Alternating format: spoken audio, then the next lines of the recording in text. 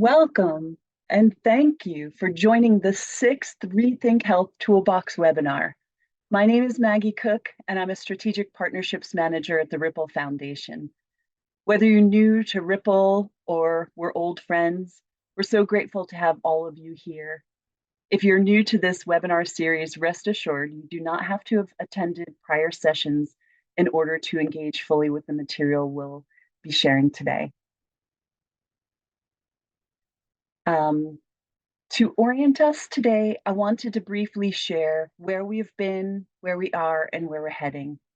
Our previous webinars have covered many topics, such as an introduction to the vital conditions for health and well-being, an introduction to shared stewardship, and most recently, an introduction to the Three Horizons framework.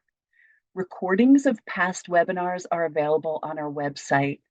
Our next webinar in June will focus on building the will for thriving future. And today we'll continue the series with an introduction to resident engagement. So the intent of the ReThink Health Toolbox webinar series is to help us all embrace our role in transformative systems change. It's also a way for us at Ripple to share a 101 level introduction to ReThink Health's tools, practices, and frameworks proven to drive this change. So we do want to name that all of us are entering today's conversation with our own unique perspectives, and some of us are deep in the work and have a breadth and depth of experience, while others may be newer to these practices. Today, our primary intention is that each of us, no matter where we are along our journey, walks away with a basic understanding of resident engagement. And towards the end of the hour, we'll open it up to Q&A.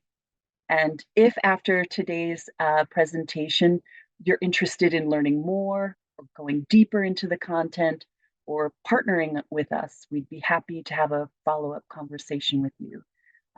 We offer workshops, facilitated dialogues, coaching and guidance, and more, which build capacity and create the conditions to help partners think differently about how to improve community health and make enduring changes that enable people to thrive.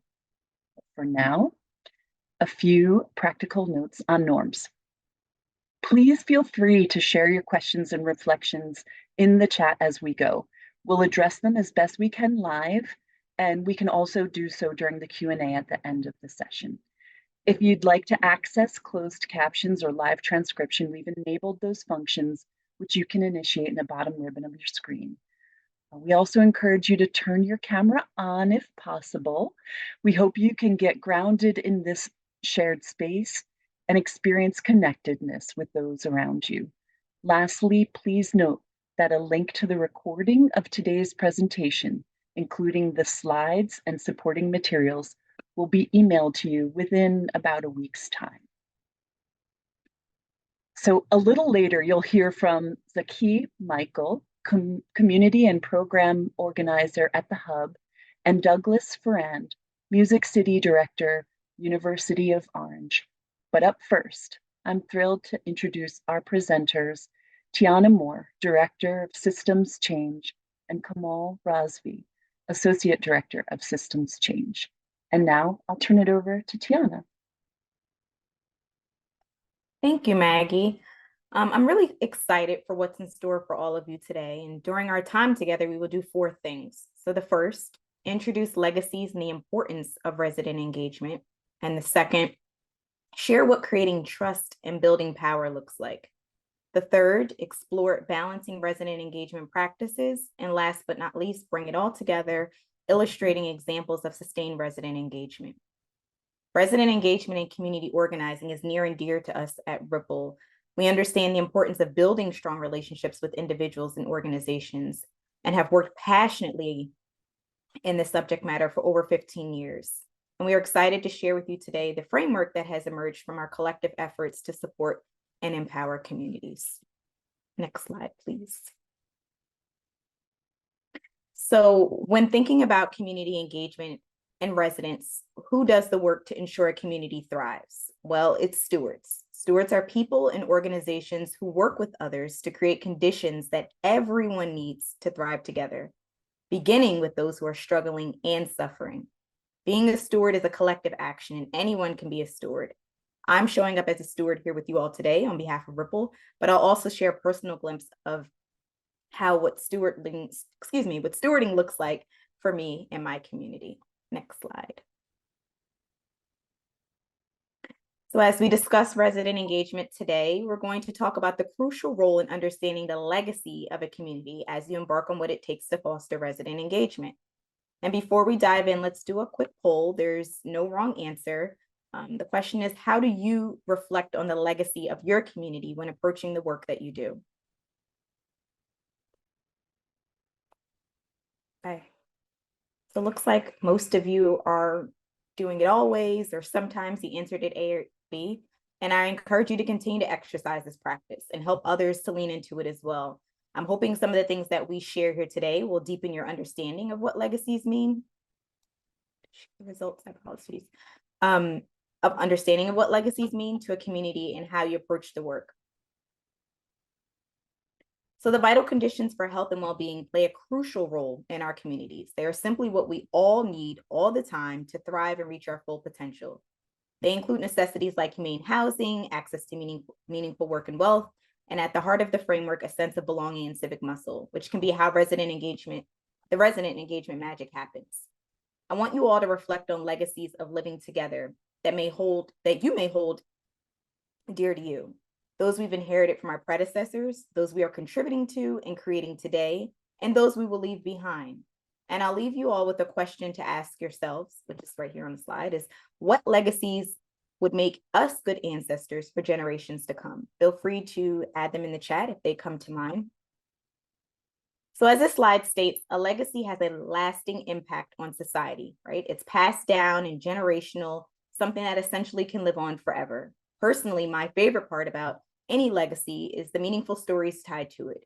When we think about our hometowns and hear the stories told to us from our elders of something such as a new pizza place or a nail salon that for decades or more used to be only standing neighborhood pharmacy in that particular town.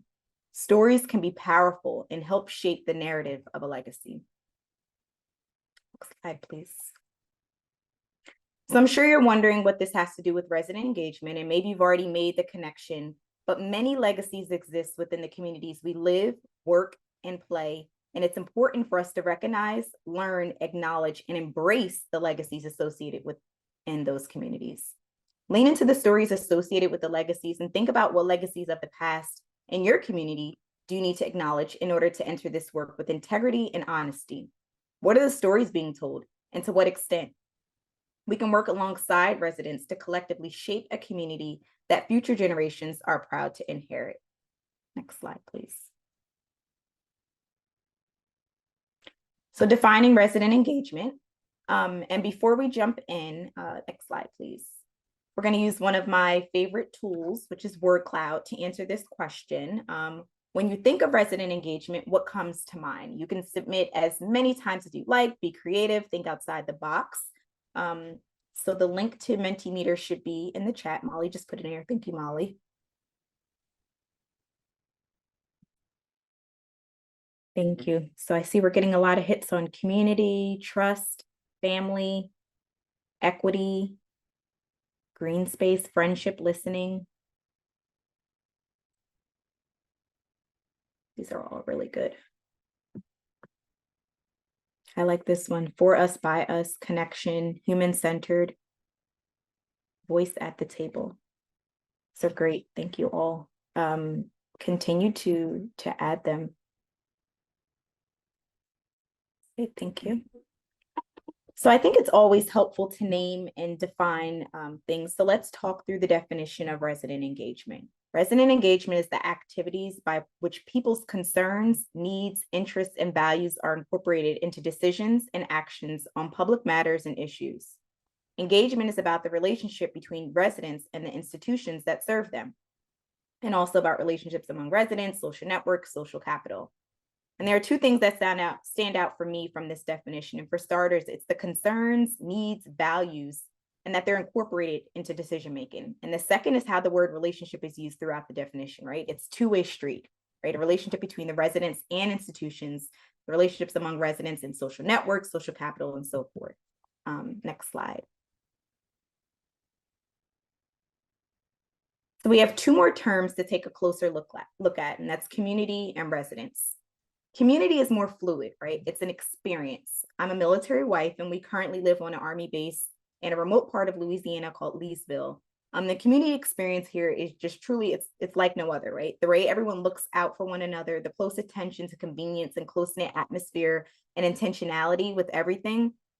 And then you have residents, right? The people who live, work, and play here, right? The residents are defined as those who live and work in the community and are not professionally involved in transforming health and well-being. It is the residents here in my community that make the community what it is. Everyone who lives here contributes to the experience of living on a military base. I'll now pass it to my colleague, Kamal. Thank you so much, Tiana, for passing it over to me and for laying a really good groundwork for us. I will actually jump in with 3 anchoring values to keep in mind for your resident engagement strategies. Next slide, please. Okay, so when it comes down to a resident engagement strategy, there is no one-size-fits-all approach. Every community is different, every resident is different, but there are some anchoring values that can prime your resident engagement strategies for success, and that is to first develop a shared sense of belonging, of trust, and power with residents. These values are centered in equity, and they serve as the bedrock upon which all of your other forms of resident engagement should be built. That might sound easier than it really is. Building power, trust, and belonging, building that and sustaining that takes time and lots of effort. And that's what makes it very challenging sometimes, right? When we hear about how some folks struggle with resident engagement strategies. And that's because our cultural or organizational culture, our time sensitivities are very different than that of the general public. But if we think about it this way, if your organization was a person, how would this person show up and build relationships amongst others in the community? And that's the mindset that we want to wear.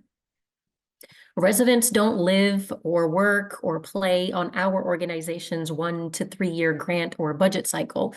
But if we front load our time and effort to develop these deep ties with residents, it will lead to the most fruitful results, and it primes our activities to be more efficient because we spent the time ahead of time. Think of it as an exercise warm-up, if you will. If you tend to and nurture the soil, your garden will flourish, and the same goes for relationships with residents. For anyone who attended our 3 Horizons Toolbox webinar, this may be ringing a bell as a type of transformational change. The idea that if we want to create a thriving future with more equitable outcomes in health and well-being, then we need to part from business as usual approaches and spend more time nurturing the conditions that are needed for change to take place and be sustainable. So anchoring in these 3 values is a step in that direction. And so we want to get accustomed to asking ourselves, for every aspect of resident engagement, for every aspect of our programming and service delivery, is this practice building power? Is this practice contributing to a shared sense of belonging? And is this practice building trust? Without that, we have a shaky foundation for any resident engagement strategy to be able to be successful. So you may be wondering then, well, what are some promising practices around resident engagement that could help us align outcomes with activities and practices? Well, the ReThink Health team has created a resident engagement practices typology, and this was informed by over 50 interviews with stakeholders and residents, followed by a very extensive literature review. And what we did is we classified resident engagement practices based on 3 outcomes that partnerships or other organizations could achieve. So the typology will be linked in the chat for your reference so that you can dig into that very deep. But right now, I will go into the 3 categories. So the 3 outcomes in the resident engagement typology are resident awareness and participation. Next is to secure feedback and input. And then lastly is active resident leadership, or some folks may hear of this as community activation, okay? So through our interviews and research, we've learned that the most transformative resident engagement strategies include practices within all three of these outcome areas. But what exactly do these outcome areas look like? What kinds of activities am I talking about? Our first outcome bucket is that of resident awareness and participation. And the practices that align with this outcome focus on building capacity and knowledge of residents to participate in your organization's program or service. It can also look like incentivizing certain health behaviors. So we see activities with this outcome looking like marketing flyers, social media campaigns, public awareness campaigns, or using gift cards as an incentive for attending a postpartum appointment, for example. Now, residents that tend to respond to this type of engagement have some level of interest already and may be willing to engage in other forms of resident engagement in the future. So if you are currently taking part in this type of resident awareness and participation, you may have some untapped potential for folks who may be willing to engage with other types of engagement in the future. Our second outcome bucket, that of feedback and input from residents, this is where we see many organizations' resident engagement strategies falling. Practices aligning with this outcome focus on gaining feedback from residents to create or to upgrade a service or a program experience.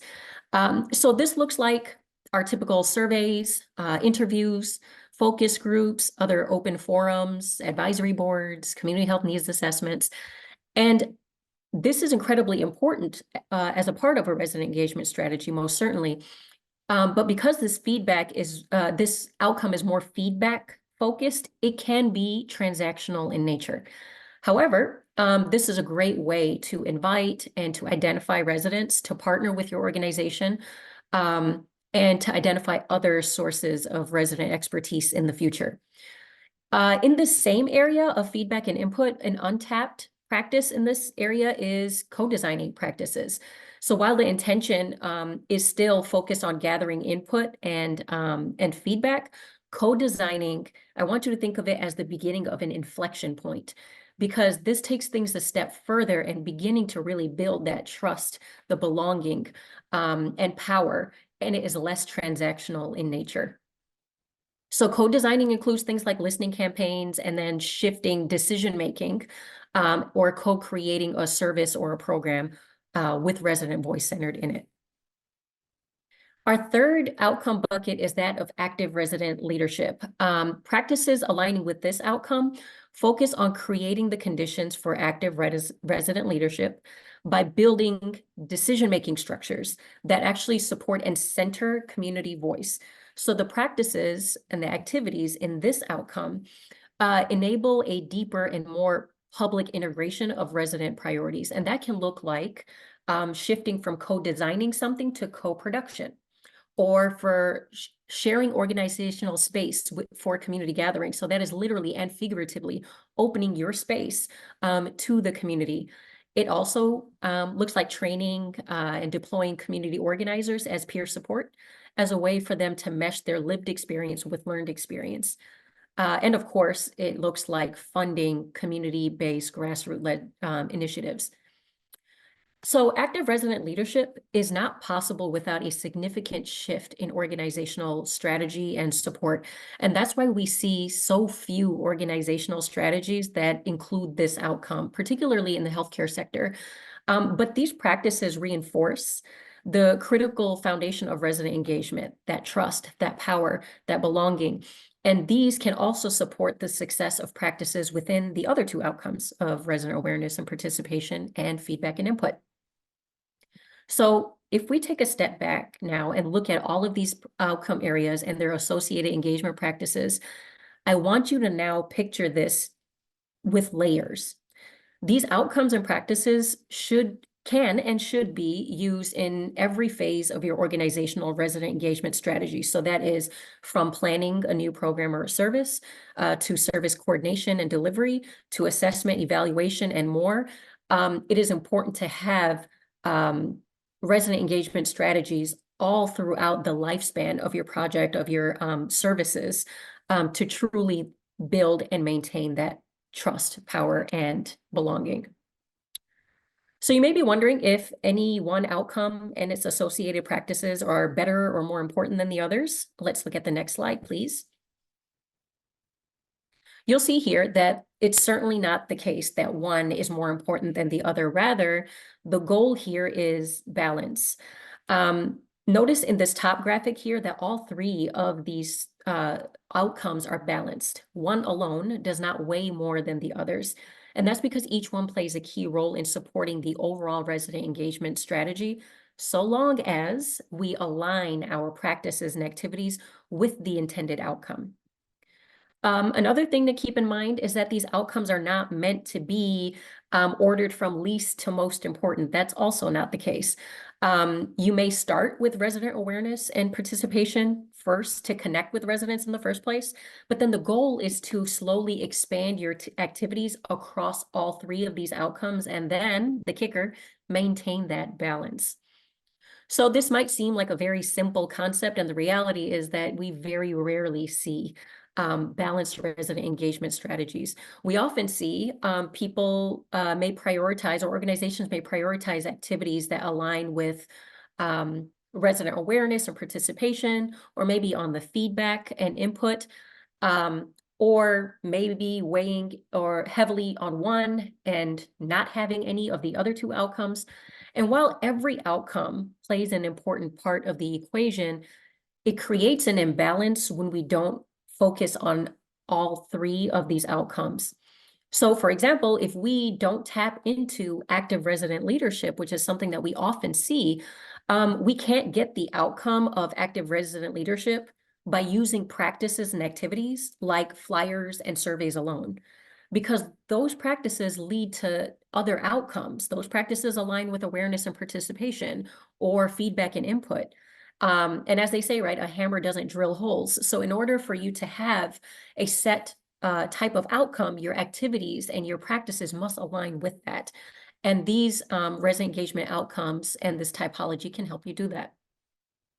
So the lack of balance in strategies has its consequences, right? So these consequences can include diminishing trust in the organization within the community. So when residents sense that they have an inability to influence things, it creates a sense of being excluded and powerlessness, which goes in complete opposite or complete opposition to the belonging, trust, and power that we shared earlier as being critical as the foundation of a resident engagement strategy. And as a result, we unintentionally we underscore the legacies of our community, the harmful, potentially harmful legacies of our community that we were trying to shift in the very first place. So we know now that we are aiming for a balanced resident engagement strategy, but what does that look like? I would like to invite our friends over at the University of Orange to share a little bit about what their balanced resident engagement strategy looks like.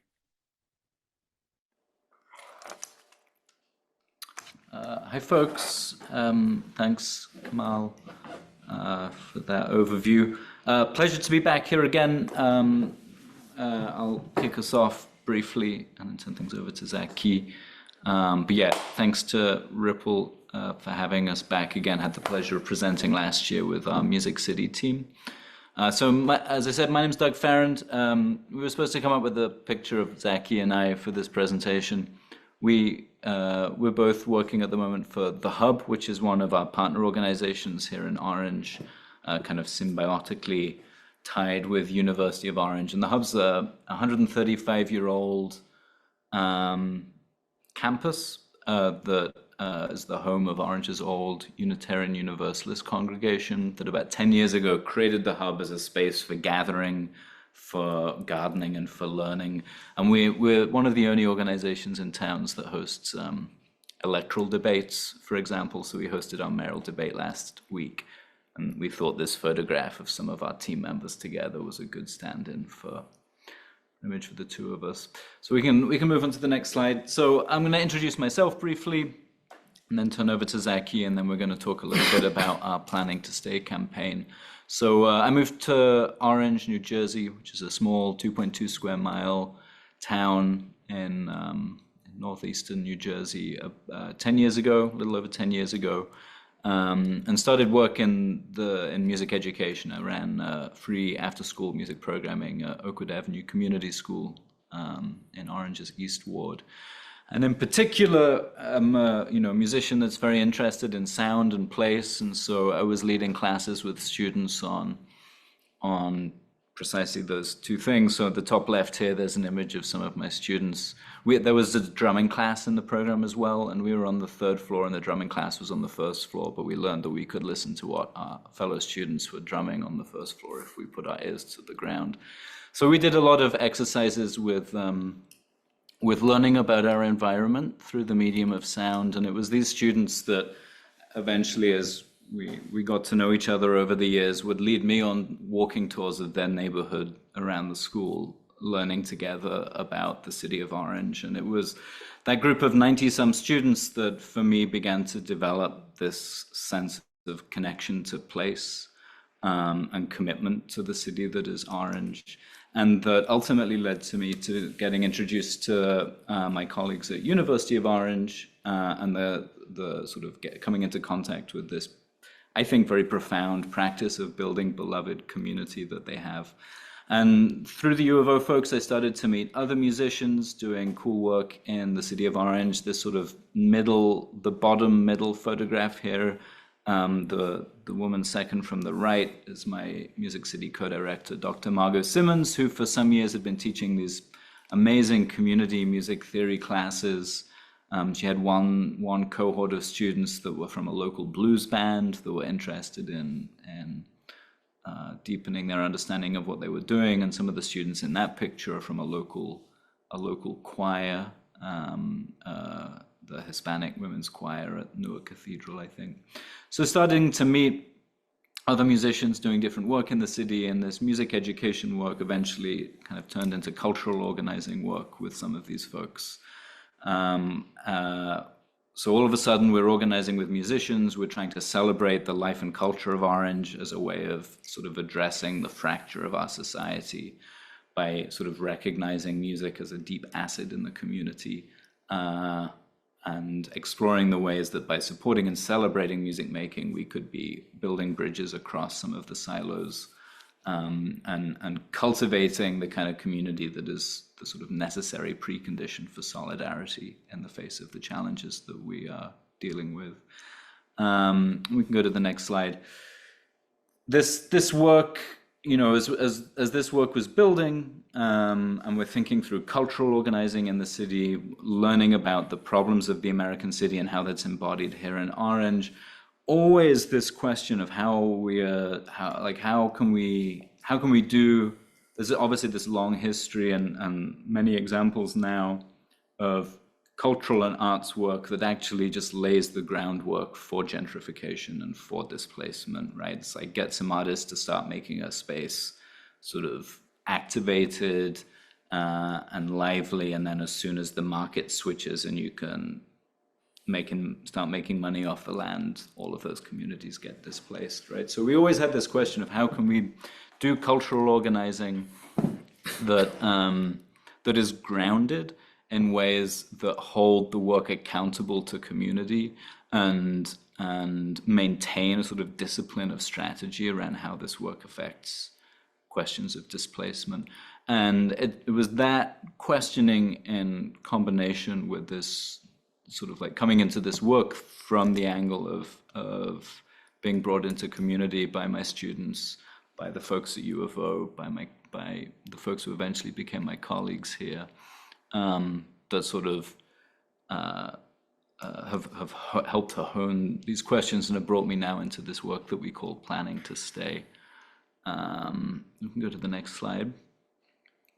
Because the last thing I'll say here before I turn over to Zaki is that in terms of this anchoring of this work and the sort of in terms of the anchoring of this work, there are several legacies that we're working with here in Orange, which we'll unpack a little more as we continue to talk.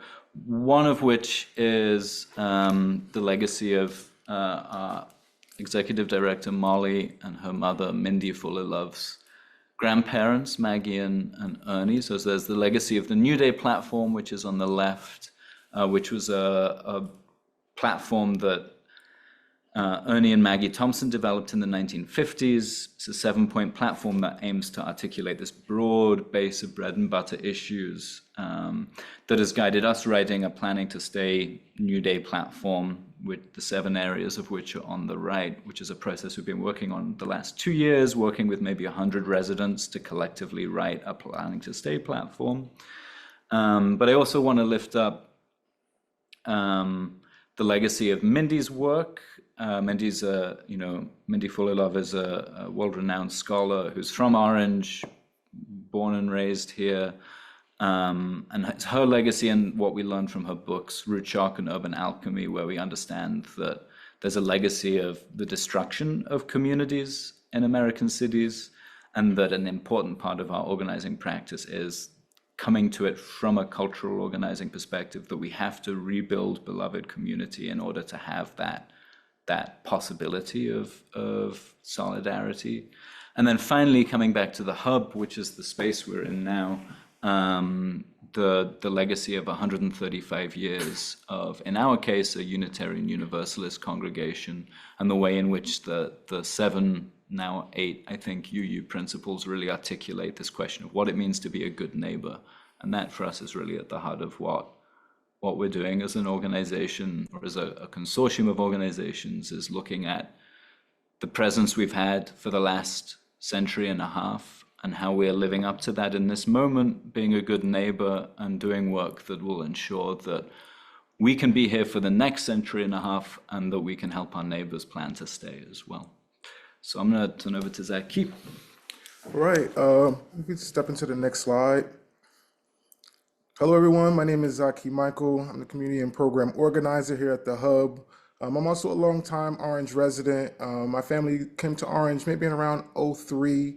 I had the opportunity to go to middle school. I graduated from Orange High School, so I've been really in the community. Had the opportunity to grow up in the community. Just thinking about my time as a younger kind of student. This first picture here it just reflects on my time. A group of friends and I worked to we're founders, and we also managed this youth art studio. We kind of named it Orange Inc., ORNG, which was an acronym for outreaching to the next generation. But in that space, I really remember a time of just working through what it meant to kind of build community and learn community, the history of Orange, the richness of what it is to have, a community full of arts and culture, and really hone in on that. We really helped to kind of establish what is now the Valley Arts District of Orange. So it was a really rewarding time for me, just looking back on some of the times and some of the things that Orange gave to me, as a youth. And so, like Doug, I also come from an education background. I had the opportunity of one of my first teaching roles being here in Orange at a local Main Street school, Rosa Parks Elementary School here. And, I've been in education for around maybe 6 or 7 years before transitioning into my role here at the Hub. I got to the Hub in 2020. And a large part of my role here at the Hub was to help build awareness around our Planning to Stay initiative. Planning to Stay is a grassroots community coalition made up of residents, businesses, and stakeholders here in the city of Orange, New Jersey, that really wanted to create spaces where we were taking a look at the development styles that were happening around us, and really create strategies for anti-displacement here in the city. So we began this Planning to Stay initiative. Since 2020, we've been able to host 3 community kind of convenings or Planning to Stay assemblies or people assemblies, in which that is a space for us to really come together as a community, share information, create spaces or strategies around what it is we want to see for the future of our city, share feedback or get feedback from our community. And so through my time I kind of had this transition from, education to this nonprofit space, and I was trying to really get my foot in. But three things to me, or in my opinion, has been really helpful towards, spreading and growing our initiative and really creating more unity within our community has been, well, one of them has been this idea of working through our events and more of a programmatic approach, right? So it's just creating spaces of coming together and opportunities to advocate for a certain issue, educate the community about an issue, empower the community about an issue, or really a space of us just storytelling. Storytelling has been really something that, as we talk about legacy and sharing legacy, is really a space that we really utilize. Like Doug said, Orange is 2.2 square miles, but it's so small, but we're so connected. And so we like to stay connected through storytelling and sharing stories.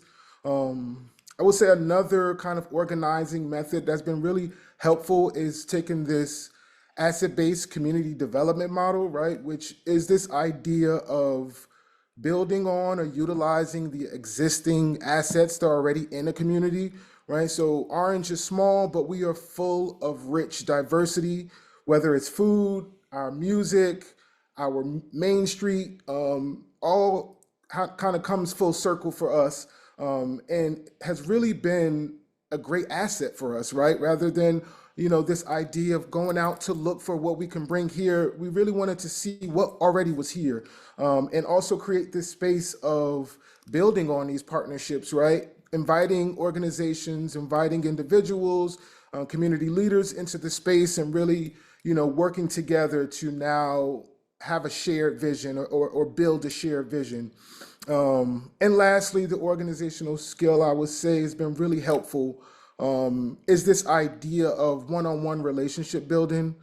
So through our organizing, our Planning to Stay Summit or People's Assembly, me and Doug kind of had to sit down and we really went through, who do we want to sit down with, whether it's individuals, whether it's organizations, institutions here in the community, and what exactly, where we see this one-on-one relationship and how we see it being built.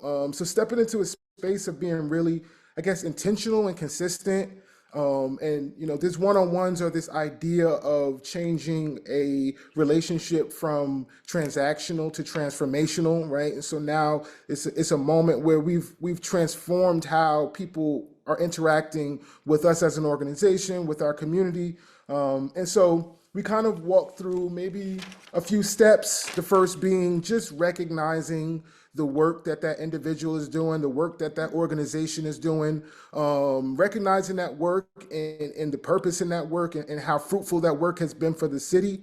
And then we kind of transition into this idea of where we see overlap, right? Or where we see the work that they're doing mixing or blending to help further the work that we're doing, and really creating a space of touch points for, what it is to kind of really be working together and for more of a, inclusive strategy building.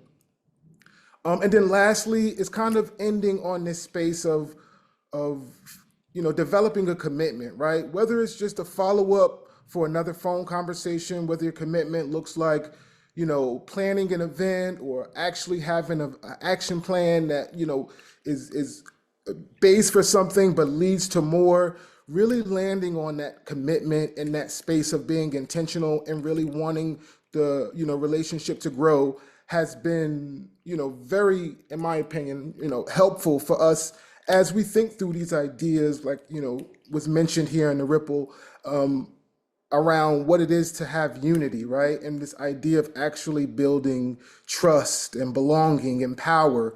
I think those kind of models have helped us to, take a look at what we have already here in a community and really strategize ways to come together and do more collective work. So I think we could go to our next slide. Yeah, beautiful. Thank you, Zaki. So I just wanted to end this by saying that in some sense, both U of O and Hub have this very long history of, I think, and I only say it this way because I'm looking at the time before I arrived, but I think very beautiful and very powerful cultural organizing work, this long 15, 16-year history now. But we're at this moment now thinking about planning to stay where we have to move.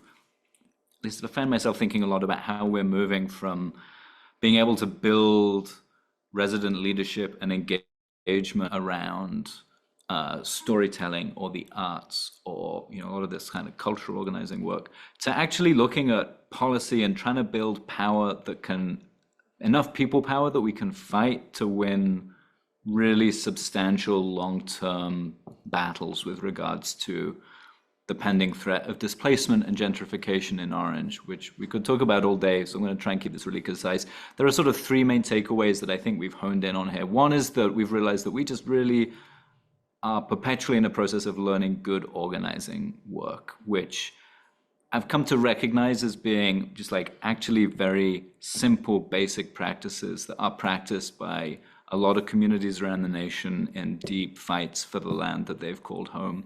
So we learn good organizing. It's really about intentional building of these trusting relationships and transformational relationships that Zaki talked about. One of our, actually, two senseis of ours, two mentors, Peja and Dominic, have talked about the importance of grounding in love and this practice of the one-on-one. That good organizing involves disciplined political and popular education in partnership with our leadership committees, in partnership with the folks we're organizing with, and this recognition in a way that we're learning together, and that then we have to be willing to take risks together, because that's how the trust is built. That we're showing up for folks, we're taking risks together, and we're demonstrating with consistency. One of the just to think through that, like you mentioned, Dominic, one of the things that kind of jumps out to me is this idea when he mentioned communities that fight together get well together. And we really wanted to be in spaces where we are showing up for our community, being in spaces where we are looking to fight for the people who want to stay here and anti-displacement practices. And so we've been fighting together, and we've, through collective work, we've been getting well together. So yeah, that's it. Second takeaway that we have is the importance of building beloved community. I feel like this is something that is missing from a lot of folks' analysis, but it's what we're so grateful to have learned from Mindy's research, and in particular her books Root Shock, Urban Alchemy, and Main Street, which is that so much of the core material of solidarity, the existence of a connected, well-connected, and diverse community, has been very intentionally eroded by American urban policy over the last 60 plus years. Which speaks to then the importance of cultural organizing, the importance of programs like our Music City and Oranging program, the importance of lifelong learning, which again is a frame UofO builds. And again, this relational thing that we have to be building beloved community and grounded in love for our neighbors. And then the last point, last slide here, is thinking through people's power and coalition and fusion politics. Ernie and Maggie Thompson, who I mentioned at the beginning, who were sort of behind the folks who came up with the New Day platform. There's this 64-year history of progressive organizing in Orange, and this idea that people's power throughout history, you look at any moment where people have been able to hold the powers of government, powers of capitalists in check and been able to win meaningful advances, has always happened through coalition, through identifying a platform, through being programmatic, through working with folks who you might not be 100% agreed upon all the political issues in the world, but you can agree that this is what you're working together for. So we think a lot about that in our work in Orange, and of course how that's connecting to current movements across our nation, as many of the problems we're facing, of course, are national. In particular, we're happy to be working in the legacy of the Poor People's Campaign and the ongoing work of Reverend Barber and Reverend Theo Harris, who we see aligned with this kind of analysis. And I think that's kind of our little presentation. Hopefully we have a little time for some Q&A. So thank you. Thank you, Doug and Zaki. I'm going to turn it back over to Tiana to wrap us up with how to put this into practice in a summary. Thank you, Doug. Thank you, Zaki. You've heard about the importance of legacies in the community, our typology framework, and the balance of power, belonging, and trust, right? I think that was super impactful what Kamal was able to share and go through. And then, of course, some examples from our friends at U of O. And so obviously, as our time together is coming to an end, I just wanted to leave a few gems to take away, for you all to take away with on how to put it in practice. The first is influence and create. Influence and create conditions for residents to act collectively and build power with the purpose of creating health. Partner with residents, right? We heard a lot of what it looks like to actually partner with residents and include them in the process to accomplish what they see as the goals, even if these goals seem to go beyond the scope of their immediate agenda. The biggest one, not to say that it's any bigger than the other, but the huge one for me I really like is develop the courage, right? That courage, that bravery to let go of business as usual, right? Where we're not including residents in the conversation, where we're not giving them a voice, and really acting on what matters to them when engaging residents and exploring new practices. And dare to imagine. I don't know if you all are familiar with like Gallup and having like the strengths. And so my strength is futuristic. And so I really love this one, to dare to imagine the legacies that you can create, right? It's really important to think beyond, the legacies that have already been put in place, the legacies that are someone in development, but what can we create together with residents? And share your resident engagement best practices with fellow stewards, right? Don't hold them hostage, right? There's so many things that are working well, I'm sure, for all of you within your communities, and share the wealth. So I'll pass it back to you, Maggie. Thank you. Oops, sorry. Go ahead. I was just going to say there's the opportunity to learn more. And so oops. Yeah, I got you. Yeah, an animated slide there. Sorry about that. Okay. As with all of these webinars, we hope that the information and insights shared are helpful to you in your work. To augment what was shared out in this brief hour, on this slide are additional resources that you can access to learn more and deepen your own practice. Those will go in the chat and also in the follow-up email. So next steps. As mentioned at the top of the call, the intent of this series is really to provide a 101 introduction to content, our tools and frameworks. So if you're interested in learning more or going deeper, please reach out to me directly. Before we move on to the Q&A portion of our time together, we hope that you'll take a very, very brief survey on today's webinar. Your feedback is very valuable to us and helps us improve future offerings. Also wanted to give a nod to diffusing efforts, navigating around different futures and stewardship across the country and beyond. For that to really take hold, we're committed to sharing stories of stewardship in action, so that others can see, learn from them, and be inspired by them. So we invite you to share those stories. Please reach out to, we've got a couple of great platforms, the Unsung Stewards podcast, Stewards Rising campaign, both of which see and celebrate the diverse efforts of stewards. So please feel free to reach out directly to Layla Hussein, our Deputy Director of Communications, to share your story. And as I mentioned earlier, our next webinar will take place in June, when we'll focus on building the will for thriving future. So please keep a lookout in your email for that registration link, and we hope you'll join us. And without further ado, I'd love to open it up to a couple of minutes of Q&A. Anyone out there want to come off mute and feel free to ask questions of us, of our esteemed guests.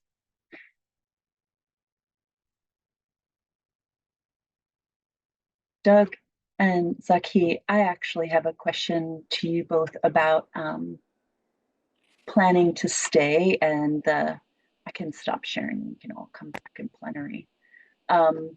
When you're looking at the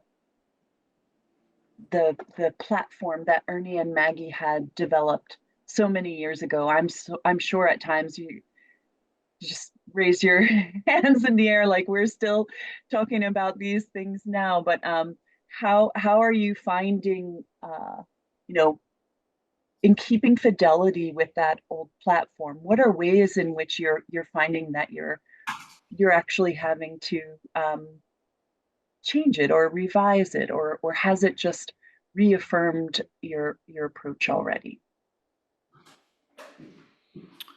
Well, the slide was a little unclear, but the New Day platform, the 50s on the left, we have written a new platform on the right. So we do, there is an updated version, but it's also true that so much of what's articulated on the left is present on the right as well. And so much of what was articulated as pressing issues in the late 50s, I think it was 58, 59 when that platform was written, continue to be pressing issues in Orange today. So in a sense, it's sort of for me at least, there's this. It helps to affirm the direction of the work we're taking now, to recognize that we're on a road that has been traveled before us, and we're sort of, there's a sort of walking the road with Ernie and Maggie metaphor that's very grounding. And I think it's also, we look to Ernie wrote some memoirs, a book called Homeboy Came to Orange, in which the platforms talked about a little bit. We learn a lot about coalition politics, coalition organizing from that, and the importance of the platform is there. And we can also learn sort of how they put it into use. For example, they had this broad platform, but they really identified education, the educational component of that platform, as the first big fight that they were going to take on. And in fact, it was the group that Ernie and Maggie built, Citizens for Representative Government, that went on in those one of the first victories they had was fighting to desegregate the schools in Orange, and then subsequently going on to fight to get a new high school built in Orange. So it sort of helps in a way to affirm the long haul nature of the work we're doing, and as a roadmap for how we should be thinking about this work, both from a 64-year historical perspective, but also from a very nuts and bolts sort of how do we use this tool perspective as well. I don't know if you've got anything to add, Zaki. No, I agree. I think also one thing that I think about as far as the platform, we did kind of realize that the platform, a lot of the issues and the areas of concern that was kind of on the platform wasn't a way very, encompassing of a community, things that communities should take a look at. Excuse me. And so we knew that was great, that was great bones as it pertains to this idea of developing a platform, but we did do the work of taking this information to our community and saying, what do you guys think of a few of these platforms? And they actually helped through some, community listening, a few of our planning and state people's assemblies. We've had the opportunity to, work with the community, get feedback, synthesize that information, and really develop this platform that isn't just like, hey, we here at the Hub or we here at the University of Orange think you guys should be taking a look at these issues. It became more of a collective issue, right? So we as a community are saying these are the issues that we want to take a look at. And that's how we kind of landed on where we are with our Planning to Stay platform. So it was a collective issue, although we did have amazing bones. We had an amazing reference with the work and the New Day platform of the 1950s. We just really thought through this idea of, what it means to now create or have more collective input in platforms like this.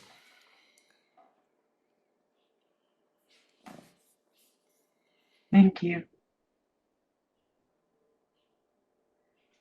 And I like the point in the chat about the pacing and the speed as well.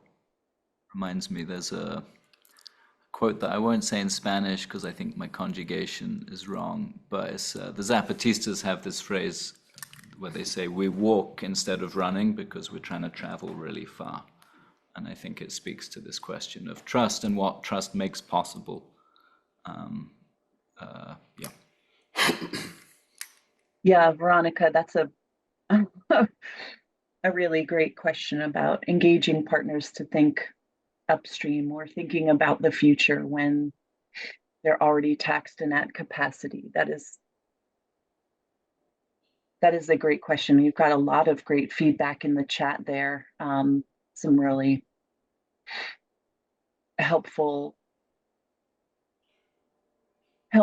advice there. You know, one thing that we do at the Ripple Foundation is we try to think about things in different horizons, like the present, the aspirational future, and what are the things that really need to change and bridge the two, and really looking at our current practices, our approaches, the systems in which we find ourselves in. They're not going to change overnight. Sometimes incremental change is not horrible, but and can actually slowly but surely lead to that aspirational future. But gosh, sometimes I think just taking the time to dream and vision, you know, at beginning with like how could it even look different? Like if other things didn't get in the way, like to get people to actually open up their imaginations and kind of tell stories around that, I think is also a great way of building trust as you go, but helping unravel a little bit of the places where we find we get very stuck.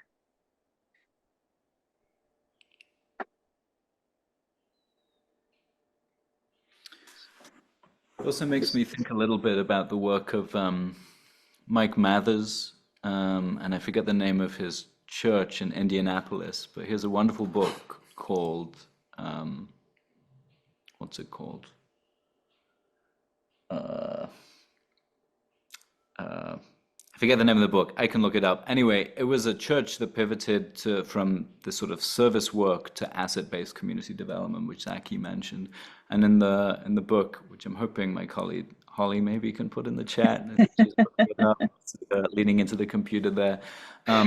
It really chronicles how this church brought all of their service programs, that's it, having nothing, possessing everything, brought all their service programs to a halt. They stopped almost all of them in this pivot to this much more relational, transformational, asset-based work where they stopped thinking about, they started really thinking about how they were making space for their constituents to pursue their passions.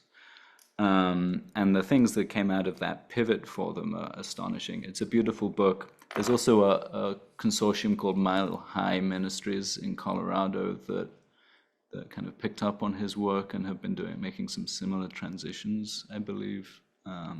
So some cool examples of profound storytelling. Folks who have told those stories of that pivot in their work, for sure. All right.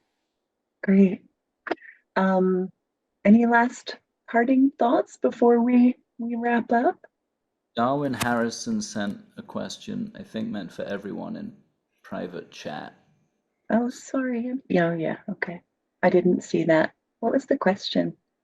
I just put it in the How do chat. we measure the readiness of residents and or the governance or implementation platforms bodies to ensure you are able to sorry, I've got other icons here, accomplish on what can be done now versus only working at the thinking, discussing, planning stages, right? How do you bring it to action? And this is a question from Darwin Harrison. Anyone like to field that? I will very quickly. So I'll put in the chat the National Academies of Medicine and the Robert Wood Johnson Foundation recently assembled a whole suite of tools specifically on measuring authentic community engagement or meaningful community engagement. It's sort of a summary of the state of the art on measurement questions. So it's a good place to start. And it was not lost on anybody that this can't be just like a technical exercise of measurement. It has to really reinvent what is valued and how it gets measured through multiple different perspectives. There were lots of heavy community engagement that went on in a multi-year process to build this suite of measurement tools. And then there are a variety of communication